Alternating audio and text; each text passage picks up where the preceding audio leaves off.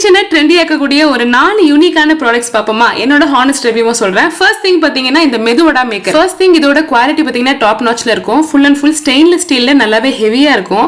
இதோட குவாலிட்டி சூப்பரா இருக்கு. ஆனா இதோட அவுட்புட் சூப்பரான மெதுவடையா இல்ல சூப்பரான டோனட்டா அப்படின்றது நம்ம தான் முடிவு பண்ணிக்கணும். ஏன்னா மெதுவடையில இருக்கிற சென்டர் ஹோலை விட இது கொஞ்சம் பெருசா இருக்கும். ஆனா வடை சூப்பரா இருக்கும், கிறிஸ்பியா இருக்கும், ஒரே சைஸ்ல இருக்கும். அதான் முக்கியமான விஷயம். அடுத்து இந்த முறுக்கு press full and full stainless steel, high quality material, சூப்பரா இருக்கும். நிறைய 16 அட்டாச்மெண்ட் விதவிதமா செய்யலாம் முறுக்கு. இதுல பாத்தீங்கன்னா நல்ல அட்வான்டேஜ் இருக்குங்க. அழகா பாத்தீங்கன்னா பிரஸ் பண்ணலாம். முறுக்கு மாவு பதம் கரெக்டா இருக்கணும், அது முக்கியமான விஷயம்.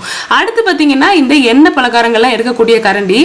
இதுக்கு பாத்தீங்கன்னா என்ன ஒரு அட்வான்டேஜ்னா இங்க ஹோல்ட் பண்ணிக்கலாம். ஹோல்ட் பண்ணி நம்ம எடுக்கிறது மூலமா உங்களுக்கு வந்து ஈஸியா இருக்கும் திருப்பி போடுறதுக்கு. முக்கியமா அதர்ஸ் எல்லாம் திருப்பி போடும்போது ஈஸியா இருக்கும். அண்ட் ஆல்சோ எண்ணெயும் அதுலயே ஃபில்டர் பண்ணிக்கலாம். அந்த கசடுகள்லாம் பாத்தீங்கன்னா இந்த கரண்டி வழியாவே எடுத்துடலாம். அடுத்து இந்த ஒரு ஆயில் ஸ்ட்ரெயினர்.